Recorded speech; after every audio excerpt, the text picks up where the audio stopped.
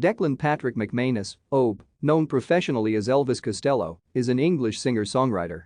He has won multiple awards in his career, including Grammy Awards in 1999 and 2020, and has twice been nominated for the Brit Award for Best British Male Artist.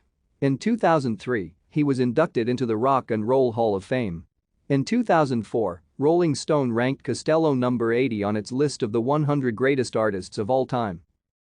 Costello began his career as part of London's pub rock scene in the early 1970s and later became associated with the first wave of the British punk and new wave movement that emerged in the mid to late 1970s.